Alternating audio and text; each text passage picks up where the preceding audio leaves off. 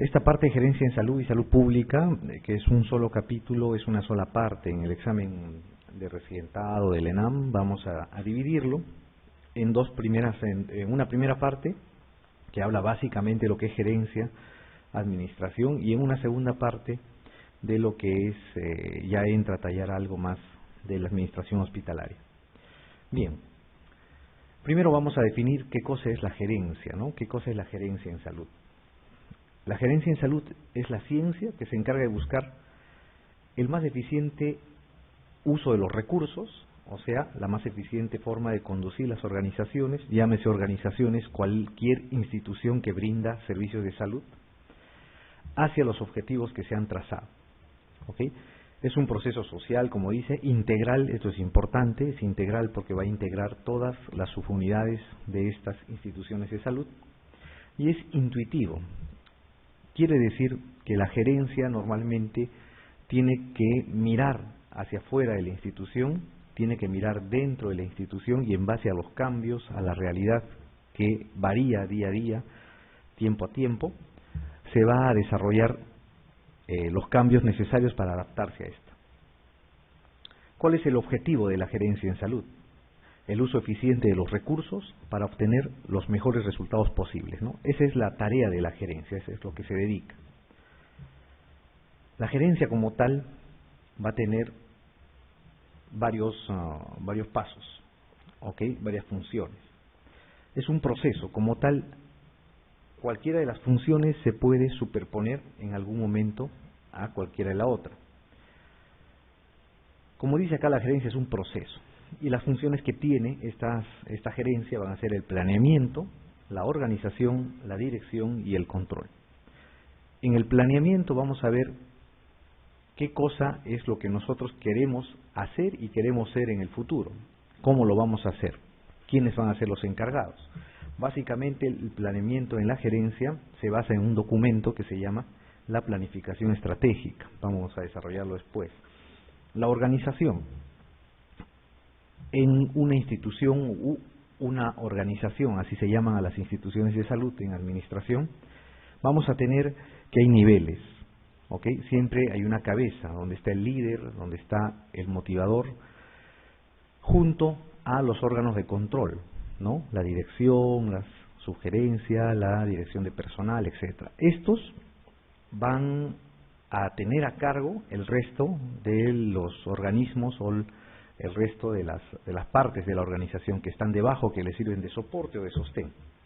Y finalmente tiene que haber un control a cargo normalmente del equipo de gestión, especialmente de la dirección, en los cuales, o mediante el cual, se va a visualizar qué se está haciendo, cómo se está haciendo, quiénes son los encargados y cómo está yendo, digamos, el camino de la empresa, el camino de la institución. Entonces, el planeamiento, como había dicho, se establece siempre realizando un plan. Normalmente, cuando hablamos de gerencia, hablamos de un plan estratégico. Plan estratégico es un planeamiento a largo plazo. La organización va a determinar cómo se va a llevar adelante los planes elaborados, quién lo va a realizar, en cuánto tiempo, cómo y cómo van a ser controlados incluso. La dirección se relaciona principalmente con la motivación, el liderazgo y la actuación del personal. Antes la dirección era netamente digamos un ente de control punitivo que buscaba la sanción antes que la motivación, el liderazgo. Normalmente eso ha cambiado ahora. Actualmente se dice que una buena dirección es aquel que motiva al personal, que lidera la institución. Liderar significa que digamos, el director, la cabeza de la institución está al frente, hacen frente a los problemas, no manda a subordinados, digamos, a hacer frente a circunstancias adversas. Y el control, el propósito es medir en forma cualitativa y cuantitativa la ejecución de los planes y su éxito, ¿no? Cualitativa y cuantitativa, si se tuvo éxito o no se tuvo éxito, y qué se gastó, qué recursos se usaron, cuán eficiente fue el logro de los objetivos de la institución. Entonces, las funciones de la gerencia, eso deben recordar, es el planeamiento, la organización, la dirección y el control. Como es un proceso, muchas veces parte del planeamiento se puede hacer cuando se está haciendo el proceso de control, ¿ok? Se encuentra algún error, alguna deficiencia y se planea cómo va a ser corregida, ¿no? La dirección es un proceso continuo, todo el tiempo se está realizando. La organización puede variar de acuerdo a cómo varía el medio externo, el entorno a la institución de salud. Muy bien. La pregunta 1 dice, ¿no es cierto? Son funciones de la gerencia en salud, excepto el control, la planificación, las relaciones públicas, la organización o la dirección. No, habíamos dicho que el control es una parte de una función de la gerencia, la planificación lo mismo, no puede haber gerencia o gestión en salud sin planificación. Las relaciones públicas en general es una parte de la institución en salud, de toda institución en salud debe tener una oficina o una parte de esta que se encarga de las relaciones públicas, ¿ok? O sea, que se encarga de ser el nexo de comunicación entre la institución y el medio externo, ¿ok? Entonces, a eso se llama relaciones públicas. En instituciones muy grandes incluso existen gerencias de relaciones públicas, pero no es una función de la gerencia en salud, es un órgano de apoyo a la gerencia en salud, ¿no es cierto? Organización y dirección también son las funciones de cualquier gerencia, ¿no? Que la gerencia en salud no está a salvo de eso. Entonces acá la respuesta es la C, ¿no es cierto? Excepto las relaciones públicas. Muy bien, la segunda pregunta dice, la medición de la consecución de objetivos en una organización de salud en forma cuantitativa, mediante indicadores de gestión, se denomina control, organización, planeamiento, administración o dirección. ¿Qué será? Dice, la medición de la consecución de objetivos en una organización de salud en forma cuantitativa, ¿no es cierto? Cuantitativa, mediante indicadores de gestión. Normalmente si usan ustedes indicadores van a hacer una medición cuantitativa, ¿no? Se denomina, a eso se llama el control, pues, ¿no? El control. La organización, no se olviden, es la estructura misma que puede ser modificada, puede variar al ser un proceso. El planeamiento es cómo vamos a hacer o qué vamos a hacer para conseguir los objetivos. La dirección viene a ser la función de motivación, de liderazgo, de supervisión, ¿no? La administración varía respecto al control en que la administración es, digamos, la parte de la ciencia y la gerencia que se encarga de tratar de mantener lo mejor posible el entorno, en este caso el entorno laboral. O sea, la administración básicamente es operativa, ¿ok?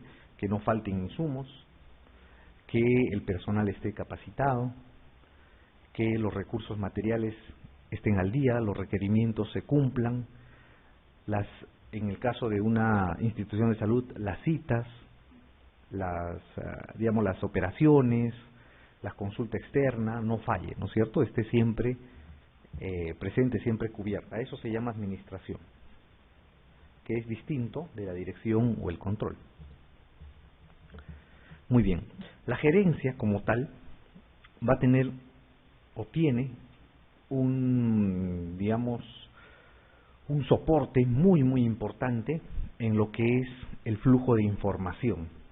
El flujo de información dentro de una institución se da de manera ascendente o de manera descendente, de manera informal o formal. Vamos a ver más adelante esto en los siguientes ítems. Pero la comunicación es una parte esencial en la gerencia. La comunicación nutre de información a la gerencia, al equipo de gestión, y sirve para modificar las acciones que están realizando, para tomar alguna decisión o hacer alguna corrección, ¿no? Es útil para el intercambio de ideas y experiencias, sea hacia arriba o hacia abajo, o sea de los trabajadores hacia el equipo de gestión o del equipo de gestión a los trabajadores. Útil para obtener datos, dice, para la toma de decisiones, para identificar problemas y saber qué acciones son necesarias, ¿no? Para eso es útil la comunicación. La comunicación como tal dentro de una institución de salud puede ser de estos tipos, ¿no? Formal, informal, ascendente, descendente, verbal, escrita, eficiente o efectiva. Esas son las características de la comunicación. Una comunicación puede tener más de una característica. Puede ser una comunicación formal, descendente, escrita. Puede ser una comunicación informal, ascendente, verbal, etc. ¿Ok? Los tipos de comunicación formal son aquellas que siguen la cadena de mando de la organización. O sea, el operario informa a su supervisor va a informar al jefe de línea, el jefe de línea a la subgerencia, el subgerente al gerente y el gerente a la dirección, en ese orden, ¿ok? O al revés, ¿no? Pero siguen la cadena de mando de la institución, de la organización, sea en forma ascendente o descendente. La informal es o se le llama también el rumor dentro de la gerencia, ¿no? Es útil para identificar básicamente problemas, controversias en las organizaciones. Un rumor, se dice que un rumor, el gerente, el administrador o el director de una institución no puede dejar pasar por alto. Tendría que ser investigado.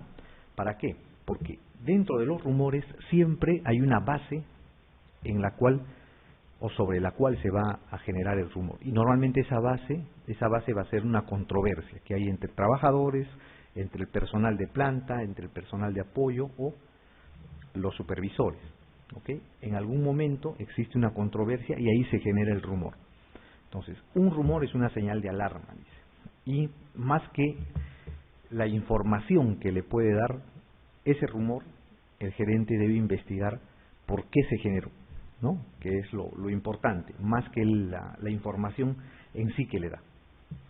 Puede ser ascendente, como había dicho, ¿no? Desde, por ejemplo, en el caso de un hospital, el técnico de enfermería lleva la información a la enfermera lo llevará a su jefe inmediato superior, el jefe inmediato superior a la jefe de enfermeras, la jefe de enfermeras lo elevará al director, el director al gerente, etcétera, ¿no? Y así es la cadena de mando. Descendente es al revés, como se entiende, no merece mayor explicación. Verbal, puede ser verbal. Existe una comunicación incluso que puede ser formal, pero puede ser verbal, ¿no? En salud no se da mucho, pero por ejemplo en algunas instituciones como en las Fuerzas Armadas, una orden verbal o la comunicación verbal es muy importante, ¿no? Existen órdenes que se pueden dar de manera verbal y son parte de la comunicación formal incluso. Puede ser escrita, ¿no? Cualquier documento, carta, memorándum, oficio, etcétera, que pueda cursar entre el personal. Eficiente, ¿no? Si es que intenta minimizar el tiempo y el costo. Cuanto más eficiente es la comunicación, mejor va a funcionar una gerencia, ¿no? Y efectivo, cuando comprende la mejor forma de envío y el recibo de la información, ¿no? Cuando cumple su función. Efectivo es que ustedes quieran que una información llegue a un destino y esa información llega. No importa cómo, cuánto se demore, cómo lo hagan, el tema es que llega esa información, no importa cómo. Eficiente es ver la forma como esa información va a llegar a esa población objetivo, a ese individuo objetivo al cual quieren hacer llegar la información, pero de la mejor manera, de la forma más rápida, de la forma menos costosa. Muy bien. Eso va a esta pregunta que vino alguna vez y dice, el memorándum, un documento que se dirige de un jefe de un centro de salud a un médico de planta, se pueden marcar en los siguientes tipos de comunicación, excepto formal, efectivo, ascendente, descendente o escrito.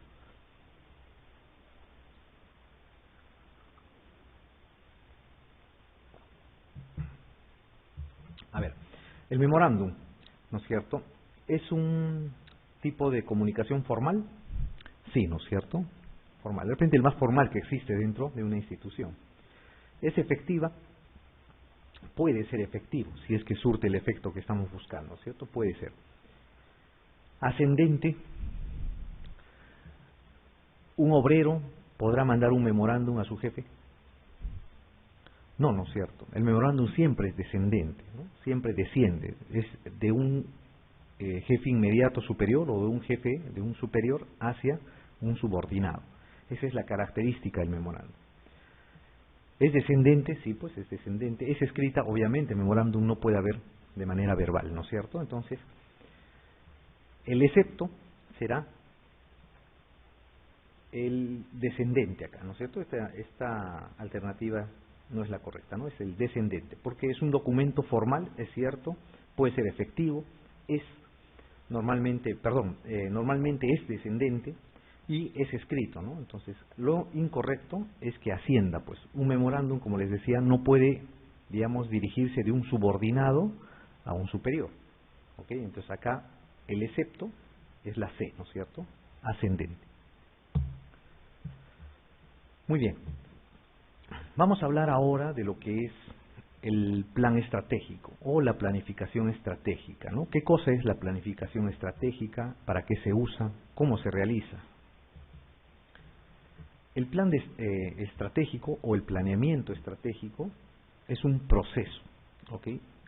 Por ser un proceso es una característica que va a durar un tiempo, va a tener un tiempo definido.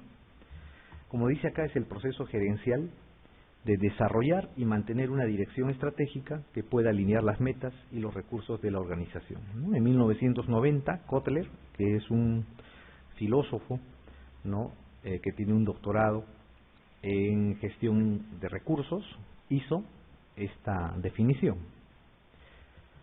¿no? En sí, ¿qué cosa es el plan estratégico? El plan estratégico es un documento, ¿no? No puede existir un plan estratégico en la mente, ¿no? O digamos, o algo que se pueda transmitir verbalmente, ¿no? Es un documento escrito en el cual se describe primero la situación actual, cómo están actualmente, cómo está la organización, el centro de salud, el hospital, etcétera, y a dónde quieren llegar, la situación futura, lo deseado. Entonces, ese documento implica qué cosa vamos a hacer, cómo lo vamos a hacer, cuándo vamos a hacer, qué estrategias vamos a usar para movilizar esta situación actual y llevarla a la situación futura deseada, ¿ok? A eso se le llama la planificación estratégica. Es una herramienta, como dice acá, de diagnóstico, de análisis, reflexión y toma de decisiones colectivas, ¿ok? Herramienta de diagnóstico es porque la planificación estratégica va a tener una parte inicial donde se va a hacer el diagnóstico situacional. ¿Qué cosas somos? ¿Qué estamos haciendo? ¿Cómo lo estamos haciendo? Se va a hacer el análisis. ¿Qué hacemos bien? ¿Qué hacemos mal? ¿No? ¿En qué podemos mejorar? Se hace una reflexión y se toman las decisiones de manera colectiva.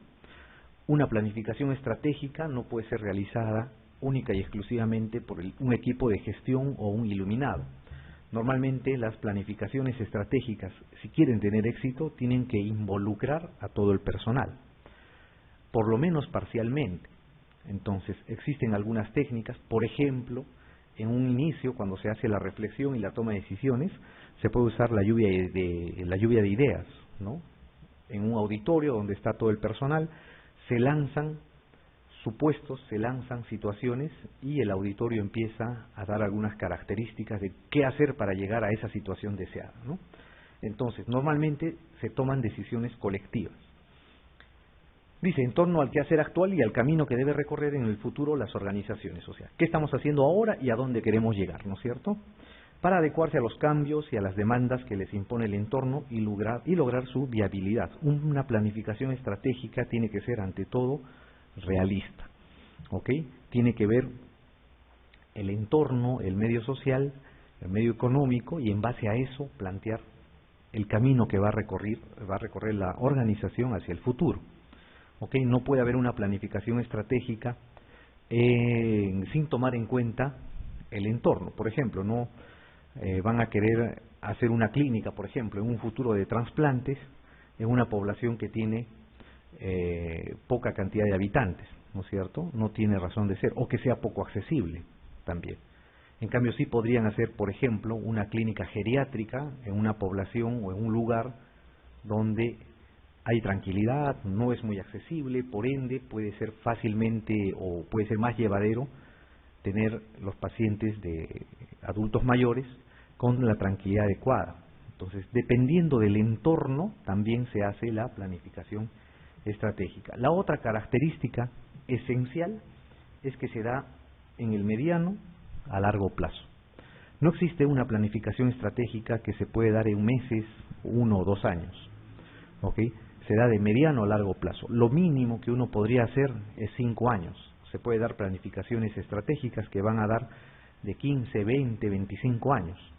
¿Ok? O sea, es un proceso de cambio lento, pero continuo, ¿no? Hasta llegar a la situación deseada. Muy importante es eso del tiempo, ¿eh? Se da de mediano a largo plazo, no existe a corto plazo. Ahora, como les decía, esa es la idea de la planificación estratégica. Esta idea de planificación estratégica se tiene que plasmar en el plan estratégico. El plan estratégico es ya el documento escrito. ¿Ok? ¿Qué características tiene el plan estratégico? ¿Qué características debe tener el plan estratégico? Describir en términos medibles, dice, los objetivos de la organización. O sea, cuando ustedes hagan el documento de una planificación estratégica y digan, queremos llegar a hacer esto o tener estas características, esas características deben ser medibles, ¿ok? Tienen que ser objetivables mediante indicadores, tasas, etc. Es temporal, dice. Claro que es temporal, es enmarcado en intervalos de tiempo concretos y explícitos. O sea, cuando hacen una planificación estratégica, ustedes van a decir, de aquí 25 años, mi institución va a ser así. Pero en 2 años voy a conseguir estas metas. En 5 años tengo que estar en este nivel. En 10 años tengo que estar en esta realidad. En 15 años debo estar solucionando estos problemas de salud. Y en 25 años voy a llegar a mis objetivos trazados. ¿Ok? Tiene intervalos, no se puede hacer de golpe. Es un proceso administrativo, eso también es importante. Al ser un proceso administrativo, es sujeto de variación. Especialmente el entorno, el medio económico, social, el demográfico, puede cambiar. Al cambiar, el documento de planificación estratégica puede ser modificado. Si bien es cierto, los objetivos, las metas finales van a ser las mismas, pero los caminos que pueden llegar a esa meta final pueden variar, ¿no? Va de la mano con la realidad, por ende puede ser modificado. Lo que no se modifica son los objetivos finales, pero sí el camino como vamos a llegar sí se puede modificar. Muy bien, la pregunta 4 dice, en gestión de los servicios de salud, la planificación que se lleva a cabo para más de 5 años, desde el más alto nivel de un organismo, con la finalidad de determinar los fines y la orientación de los servicios y con objetivos globales, se trata de un tipo de planificación operativa, táctica, global, normativa o política.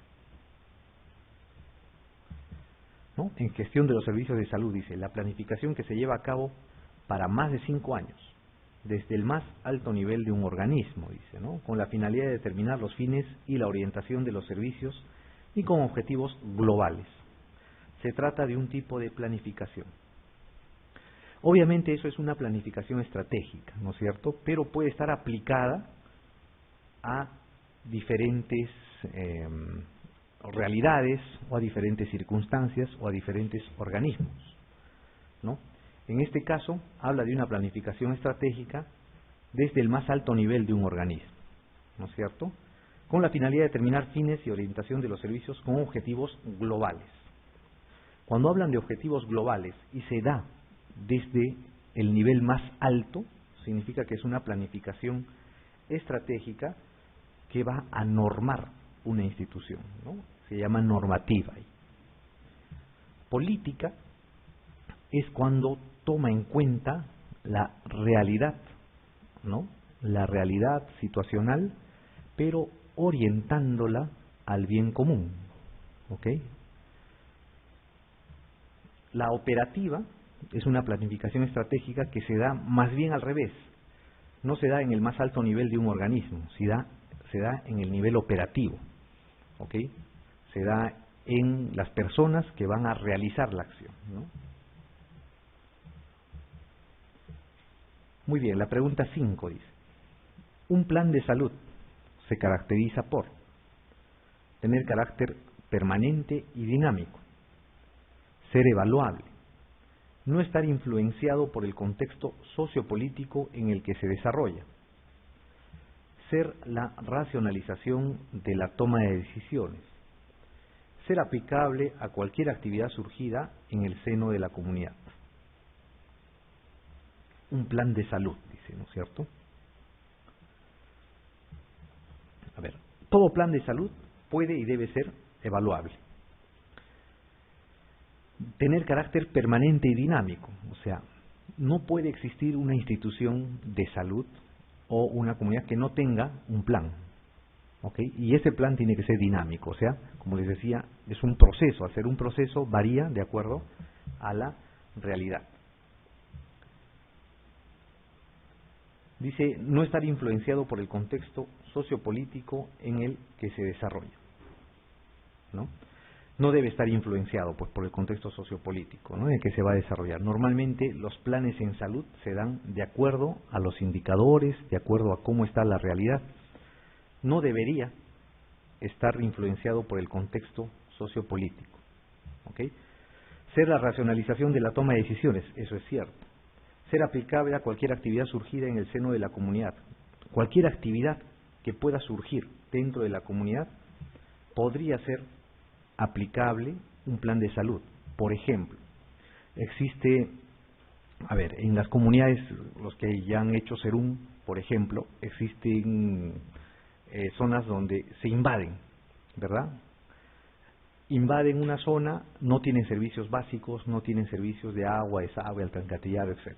Entonces, ¿qué cosa hace? Debe haber un plan de salud que se pueda aplicar a esa realidad modificada. Puede haber un desastre natural, ¿ok?, que surge en una comunidad. Ese plan de salud debería ser aplicable también a esa situación, ¿ok? O sea, cualquier modificación dentro de la comunidad debería poder ser aplicable en un plan de salud, ¿ok? Acá se caracteriza por excepto, falta acá, ojo, excepto. Es la C, ¿no es cierto? No estar influenciado por el contexto sociopolítico en el que se desarrolla.